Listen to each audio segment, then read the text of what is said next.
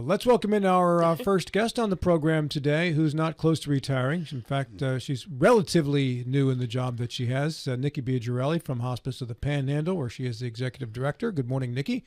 Thank you for joining us. Good morning. Yeah, thank you for having me. Yes, and you've been on the job for how long now, Nikki? Oh, let's see, 2.5 years. April will be my third anniversary. And when are you retiring, Nikki? What year will that be? Not anytime soon. Certainly not in the next few months. Yeah, I understand. Yeah, go ahead. Although sometimes I do feel like the last 3 years maybe have been 20 years. But I am proud to say that in December I will celebrate 16 years with Hospice of the Panhandle. Hey, congratulations. You'll be old enough to drive. That's right. Yeah. Nikki, do you have any idea the median longevity with hospice of the employees? Because there's a lot of folks that have been there 10, 15, 20 years, which speaks extremely well of the organization. Bill, I don't have an exact number, but I would say that's pushing 10, 12 years. Thursday and Friday, we have our all-staff meetings. One of the things we like to do is recognize staff every quarter that have been with the organization 5 years and longer. And we're recognizing 12 different people Thursday and Friday. And the average number, or the total number of years between those people are close to like 150 years if you add them all together. So if that gives you any inkling at all. So we're really grateful. Yeah, really are, because the heart and soul of any organization are the employees, or in the case of hospice, volunteers as well as employees. And the fact that people just get involved and they stay, they continue to make a significant contribution. Yeah, it's definitely, we always like to say it's definitely hard work. You know, you have to be there for all the right reasons, or else typically you don't end up staying. And it can be heavy, so we have to, we do a lot to take care of our employees, too, to make sure that people aren't experiencing what we call in our field compassion fatigue. Any truth to the rumor that you'll be installing a one-way lock on Maria's door that only opens from the outside? It's quite possible. So look out for that, Maria. No, we're all good. We're all good. And along that, Maria, as I think the universe recognizes, is going to be exceptionally difficult to replace, as she's done a marvelous job. However, hospice has been very successful in recruiting and hiring, and a very able replacement, Jen Stanley, who will be coming aboard, I think, early November. Jen will be starting with us, I think it's Monday, November the 3rd, and we're really looking forward to bringing her onto the team and just her wealth of knowledge, not only with this community, but her skill set in both marketing and, fundraising and development. She's going to be a great addition to the team. Tell me about your Washington, D.C. work recently, Nikki. Yeah, my Washington, D.C. work. So I spent last Wednesday, Thursday, and Friday in D.C. with an organization, an alliance called the National Partnership for Hospice and Healthcare Innovation. So there were about 150 CEOs from across the country from nonprofit hospices. I think nonprofit is important to point out there. Wednesday, there were about 60 of us that spent the day on Capitol Hill just really talking about the quality initiatives and care behind nonprofit hospice care in this country. Spent a lot of time really talking about the benefit reform. The hospice benefit, as we know, it turned 43 this year, and there have been no changes to our payment structure or to the benefit design itself. And we've known for about 5 years now that it's actively being looked at in reform to really better support that post-acute care continuum of advanced illness, and really weaving in an actual benefit for palliative care, both of which that we have with our organization. And so Wednesday we spent the day on Capitol Hill. I had the great pleasure and honor to meet with Senator Capito's staff. I also spent some time with a few of my colleagues from Iowa in South Carolina, kind of tagging along and kind of spreading the word, talking about the quality care initiatives. And to be quite honest, we spent a lot of time really pointing out and differentiating the difference in nonprofit and for-profit care in this country. And unfortunately, there's a lot of fraud and abuse happening in our country in the hospice space. Were you able to meet with other members besides Senator Capito and her staff? No, I was not. Mostly spent the afternoon then with Senator Grassley out of Iowa and a few of my other colleagues that I have a close relationship with, kind of going back and forth. And we know that Senator Capito has always been an incredible advocate for hospice care. She tells the story of both her parents being cared for by hospices in Charleston, and then I believe in the northern Panhandle. I may have that right or wrong, but she's got a gal on her staff who has been there for a long, long time, Dana, and Dana handles the senator's healthcare issues, and it is really, really a good thing for the nonprofit hospice world to have Senator Capito on your team. Yeah, so. I realized that was Senator Capito. I realized the long relationship. My question more or less was the other members of West Virginia, do we have comparable support, or does hospice have comparable support with other members? Senator Justice, Representative Moore. Right. And we have not had the pleasure of reaching out to them.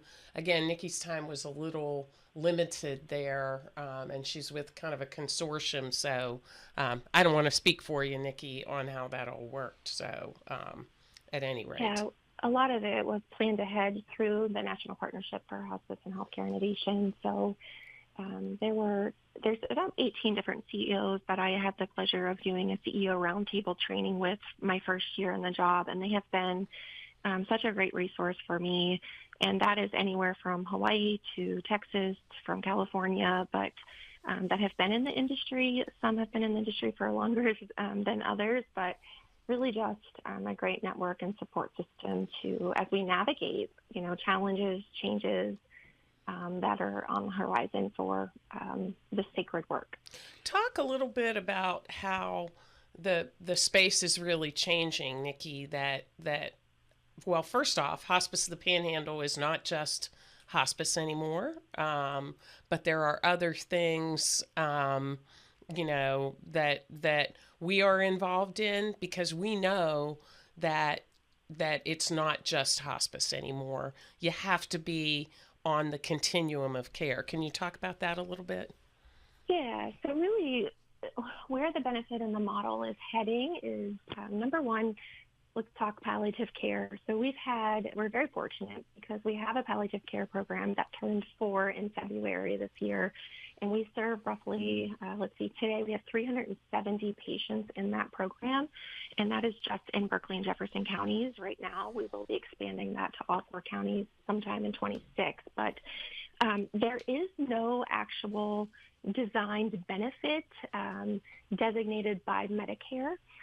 There's very little reimbursement for it, and it's never really been clearly defined in the industry. So part of what's happening in that benefit reform for hospice is inclusive of that palliative benefit. And I think what we're going to see is a roll-up of both of those possibly together under one larger benefit that is really focused on serious illness, advanced illness, and really that focus on the last year of life. A lot of times people get confused with palliative, like what's the difference between palliative and hospice? Isn't it the same thing? And no, it's not. You really have to, they're related, but they're not the same. And you really have to think about palliative care as a focus on your serious illness, your chronic illness, your advanced illness. And that care is really focused, specialized care on relieving symptoms, pain, and really the stress and burden of that serious illness, really at any stage. And typically we see that in the chronic stages or life-altering, life-threatening stages. I think some key points about palliative care that can be confusing is that we can provide that care alongside curative treatment.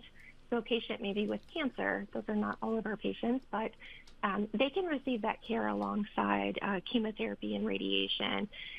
This care is common in hospitals. We have a really great working relationship with Berkeley Medical Center and the palliative team at Berkeley Medical Center who refers to our home-based primary care program. But we work really hard. This program is designed to improve quality of life, and that quality of life is just not physical symptoms. It's physical, emotional, and certainly spiritual well-being. And then on the flip side of that, what we're really known for and what we've done for 45 years in the community is hospice care. And so really thinking about your hospice care, sometimes people think of hospice as your last hours to days, and it's so much more. It's final months, that last year of life, typically when curative treatment is no longer being pursued or an option.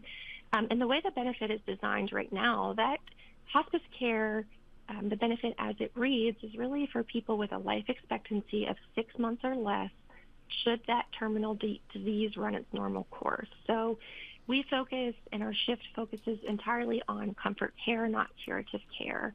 And that's covered, Medicare is covered hospice care is covered by Medicare, Medicaid, and private insurance, but roughly 92% of our patients that we serve fall under that Medicare benefit. So both very similar because they focus on comfort, dignity, quality of life. One of the beautiful things about both of those is both use a team approach, an interdisciplinary team approach. We have doctors, we have nurse practitioners, social workers, chaplains, volunteers. And then both of those programs provide pain and symptom management. So the hope is as the benefit continues to move upstream in that post-acute care continuum, we will see a specific design and benefit for palliative care and a more comprehensive framework to serve people in that trajectory. And our goal is to help the hospitals reduce readmissions and keep people in their home wherever they define home as. But Nikki, in addition to the palliative care and the traditional hospice, you have aspirational goals of expanding the network of treatment even more, do you not? Yes, we do. So we have part of our strategic plan is that we're really trying to understand how we can become more of a comprehensive approach to care, whether that's in-home personal caregiving, looking at, what is that program before even palliative to better understand. So when someone is calling our program, let us help you understand which program under our umbrella of care you really fit into. So more to come, but hope to be able to provide the in-home personal care sooner rather than later. And one of our game changers this year really has been the acquisition of transportation. So we call it the Caravan. We had a little contest to name the thing. But thanks to our legislative delegation, back in March, we were able to purchase a Toyota Sienna van, and it allows us to get people from the hospital to our inpatient facility, from our inpatient facility to home, from a nursing home to our inpatient facility. And I'll tell you, with the closure of Rhino Ambulance a couple so years ago, this was really a godsend. So shout out to our senators, to Senator Barrett, to Senator Rucker, former Senator Craig Blair. We would not have gotten this up and running so quickly. And Nikki, we had a discussion yesterday. How many trips have we made? I mean, oh my goodness. Well, to put it into context, since March, we're averaging roughly 60 transports a month. And those are 60 transports we either couldn't do at all because we didn't have the resources or availability, because everyone struggles with this in the Panhandle, or else it wasn't timely enough. The reality is these patients are terminally ill, and their disease and death certainly doesn't wait, so we need to be able to serve them as soon as possible. And so not only that, it's been a huge cost savings to our organization. So we are required to pay for transportation, pay for medications, pay for anything related to that terminal diagnosis. And Medicare gives us X amount of dollars per patient per day. That really doesn't come close to being able to cover all of the things. But I would say so far the implied savings, I don't know where we're at as of today, but through the end of August, we were close to $270,000 savings by being able to do this on our own. And then, close to probably, 300 or 400 transports that we've done thus far. Nikki, one of our viewers asked about respite care. You're Yeah. providing respite care now, both the in-house facility and also the individual homes, are you not? We provide respite care. So first of all, for those listeners that don't know what respite care is, it really is a short-term temporary care that's provided to a person to give the caregiver a break, rest, travel, whatever that may be to attend to personal needs. And respite care is defined by 5 midnight stay, either at our inpatient facility or a contracted nursing home. Prior to having the inpatient facility, we were only able to provide this in the nursing homes, but majority of this care is provided at our inpatient facility. So yes, we still have inpatient respite care on the hospice side of things, and we're certainly exploring options of how we're able to offer respite care to our patients in our palliative care program as well. So next year, they're coming at you again for Certificate of Need. And that looks like something that the Americans for Prosperity is calling out all the members of the House of Delegates and the Senate who haven't voted completely for repeal of CON. What's your plan on that for 2026, Nikki? Well, we've already started working internally that if, certainly we'll do all that we can to advocate for a carve-out or to preserve. And let me talk about why first, and then talk about what we've already started planning internally. So number one, I think it's important to talk about, I'm going to go back to quality. When we were advocating back in last winter, talking through Certificate of Need, I think it's important to look at what happens in states that there is no protection of Certificate of Need in the hospice space. I mentioned earlier the fraud and abuse that's happening in this space and what happens to the quality care that's delivered. We are required, anyone certified by Medicare is required to report quality data. In that data, you end up getting scores, you end up getting all sorts of initiatives. And one of the great things about our state, there are 18 hospice providers that covers every single county, most of which that are nonprofits in our state. And we consistently rank in the top 5 in our country for hospice care. And you could go look at Hospice Care Compare, and you will see that a majority of the hospices in our state are at a 4-star or above. And I believe that's truly reflective of the work that we do.